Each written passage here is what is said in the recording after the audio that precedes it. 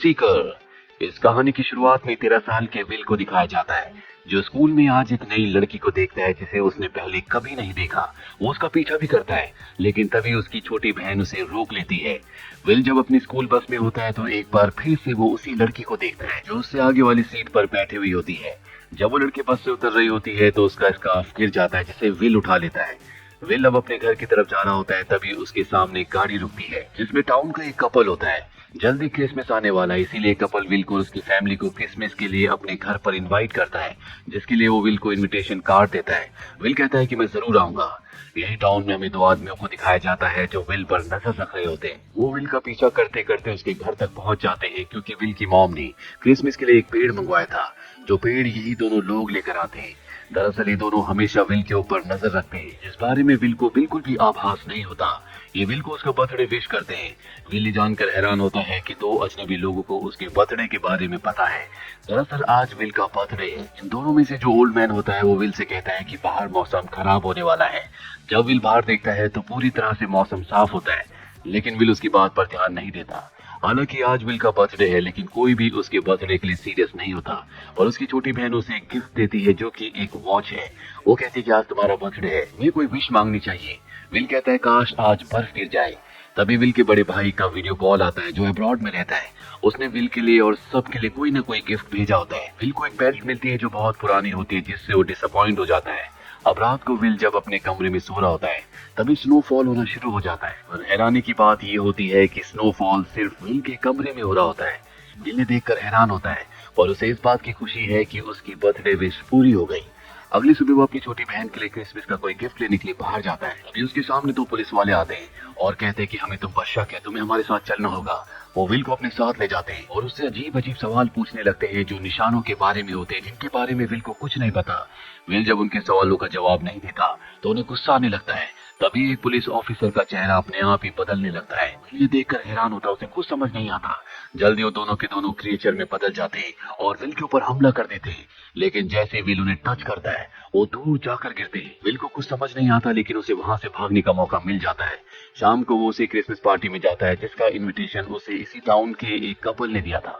वहां पर उसे वो लड़की भी दिखती है जिसका स्टाफ उसे बस में मिला था। इस लड़की का नाम मैगी होता है। लेकिन विल का भाई उससे बात करने लगता है, जो विल को बिल्कुल भी अच्छा नहीं लगता, क्योंकि विल कहीं ना कहीं उसे अंदर ही अंदर पसंद करने लगा है। इसीलिए विल पार्टी छोड़कर बाहर आ जाता है, जहाँ पर एक अनजान आदमी घोड़े पर उसका पीछा करना शुरू कर देता है। वो विल से अलग अलग निशानों के बारे में पूछ रहा होता है, जिस तरह से वो दो पुलिस ऑफिसर्स पूछ रहे थे। लेकिन विल को इन निशानों के बारे में कुछ नहीं पता। तभी यहाँ पर एक ओल्ड लेडी अपने असिस्टेंट और उन दो लोगों के साथ आ जाती है, जो हमेशा विल पर नजर रखते हैं। ये उस राइडर को यहाँ से जाने के लिए कहते हैं, जो विल से सवाल पूछ रहा होता है। वो जाने से पहले कहता है कि अगले 5 दिनों तक हर जगह अंधकार होगा। इसके बाद वो वहां से चला जाता है और अभी सबके सब विल को अपने साथ ले जाते हैं। अपनी पावर से विल को एक हरे भरे घने जंगल में ले जाते हैं, जहाँ पर एक महल होता है। ये विल से कहते हैं कि वो राइडर यहाँ पर नहीं आ सकता। हम सब के सब पुराने वॉरियर्स हैं, जो इस पूरी दुनिया में रोशनी फैलाते हैं। विल को कुछ समझ नहीं आता। ये विल को बताते हैं कि आज से कई सालों पहले अंधकार और रोशनी के बीच में एक युद्ध हुआ था, जिसमें रोशनी जीत गई थी। लेकिन रोशनी पूरी तरह से अंधकार को खत्म नहीं कर पाई। अब भी वो इस दुनिया में है। हम किसी भी कीमत पर अंधकार को हमेशा के लिए खत्म करना चाहते हैं, जिसके लिए हमें 6 साइंस यानी कि निशानों की जरूरत है। और निशानों के मतलब एक किताब में है। इन निशानों को कोई सीकर ही ढूंढ कर पढ़ सकता है, समझ सकता है, और तुम हमारे सीकर हो। अब क्योंकि तुम 14 साल के हो चुके हो, इसीलिए तुम्हारी शक्तियां तुम्हें मिल चुकी है। विल को कहीं ना कहीं इनकी बातों पर यकीन हो रहा होता है, क्योंकि हाल ही में उसके साथ बहुत अजीब अजीब घटनाएं घटी हैं। जैसे उसकी विश के बाद उसके घर में स्नोफॉल हुआ, साथ ही उसके एक ही टच से वो दोनों बहरूपी पुलिस ऑफिसर्स दूर जाकर गिरे, जो उससे 6 निशानों के बारे में पूछ रहे थे। विल उनसे पूछता है, तुम्हें कैसे पता कि मैं ही तुम्हारा सीकर हूँ? वो विल को बताते हैं कि जो भी सीकर होगा वो अपने माँ बाप का 7वां बेटा होगा। विल कहता है, लेकिन मैं अपने माँ बाप का 6ठा बेटा हूँ। तभी विल को एक क्रिस्टल बॉल देते हैं। विल उस क्रिस्टल बॉल में देखता है कि अगर अंधकार इस पूरी दुनिया में फैल गया तो किस तरह से वो इस पूरी दुनिया को तबाह कर देगा। अब विल वापस अपने घर आ जाता है। हाँ, वो किसी को नहीं बताता कि उसके साथ क्या हो रहा है। कुछ देर के बाद विल जब कुछ काम कर रहा होता है, तभी वो गिर जाता है। उसके पैर में फ्रैक्चर हो जाता है, जिसके बाद उसकी मॉम डॉक्टर को बुलाती है। और डॉक्टर वही राइडर होता है जो विल से 6 निशानों के बारे में पूछ रहा था, जो अंधकार की दुनिया से है।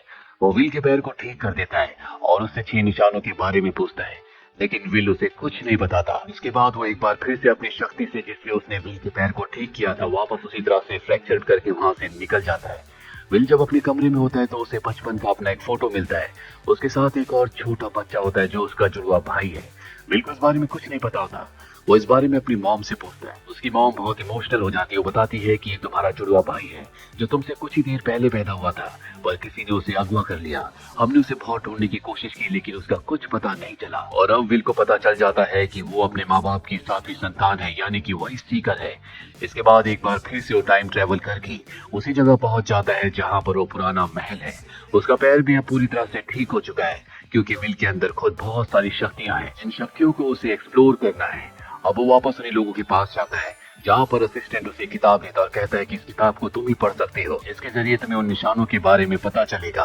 विल को बताया जाता है कि उसके अंदर बहुत शक्तियां हैं। वो अपने मन की शक्ति से एक जगह से दूसरी जगह कभी भी जा सकता है। विल उस किताब को पढ़ता है। उसके बाद उसे एक निशान के बारे में पता चल जाता है जो उसी के लॉकेट के अंदर है।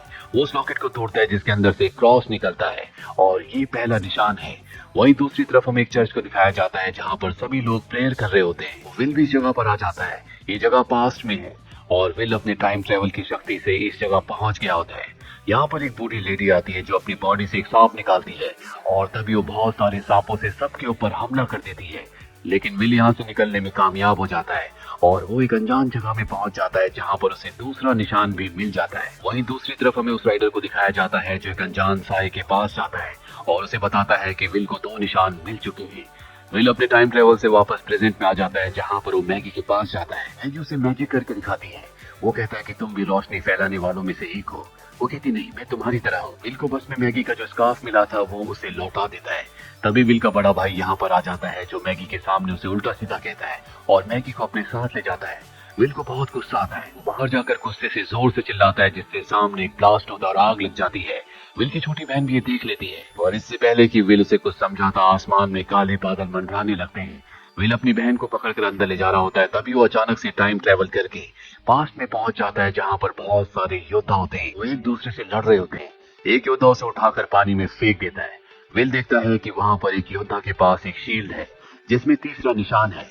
वो उस योद्धा के पास जाता है। वो योद्धा विल के हाथ में वॉच को देखता है जो उसे बहुत अच्छी लगती है। विल इस बात को भांप जाता है। वो योद्धा से कहता है कि मैं तुम्हें वॉच दे दूंगा, तुम मुझे अपनी शील्ड दे दो।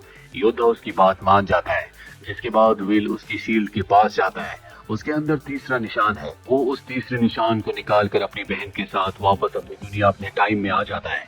वही हमें अंधकार के राइडर को दिखाया जाता है जो एक बार फिर से उस साए के पास जाता है जिससे वो बार बार मिलता है। वो साए से कहता है कि विल को 3 निशान मिल चुके हैं और अब तक तुम्हें एक भी नहीं मिला।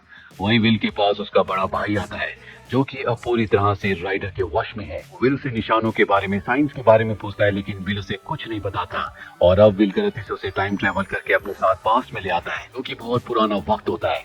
यहाँ पर विल को चौथा निशान भी मिल जाता है। वो उस निशान को लेकर अपने भाई के साथ वापस प्रेजेंट में आ जाता है। अब भी उसका भाई राइडर के कब्जे में पूरी तरह से वश में होता है। विल उसे एक जोरदार पंच मारता है जिससे वो वापस अपनी सेंसेस में आ जाता है, यानी कि अब उसका जो बड़ा भाई है वो राइडर के वश में नहीं है। उनको 4 साइन यानी कि 4 निशान मिल चुके हैं। वो उन चारों निशानों को अपनी उसी बेल्ट में लगा लेता है जो उसके बड़े भाई ने गिफ्ट के तौर पर उसे भेजी थी। दूसरी तरफ हमें उन दोनों अनजान इंसानों को दिखाया जाता है जो विल के साथी हैं, जो हमेशा विल के ऊपर नजर रखते हैं। राइडर उनके पास जाता है और उन दोनों के ऊपर हमला कर देता है। दरअसल राइडर किसी भी कीमत पर उन निशानों को हासिल करना चाहता है, इसीलिए एक बार फिर से वो उसी साए के पास जाता है और कहता है कि अगर तुमने निशान मुझे दे दिए तो मैं तुम्हें हमेशा के लिए जवान रखूंगा।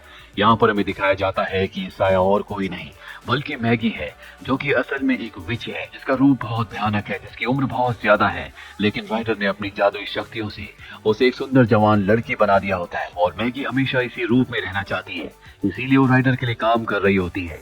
अब राइडर अपने अंधकार की शक्ति से चारों तरफ बर्फबारी कर देता है जिससे हर तरफ पानी भरने लगता है। मैगी भागते हुए विल के पास जाती है और उससे निशानों के बारे में पूछती है, लेकिन विल उसे निशानों के बारे में कुछ नहीं बताता और तभी उसे 5वां निशान भी दिख जाता है।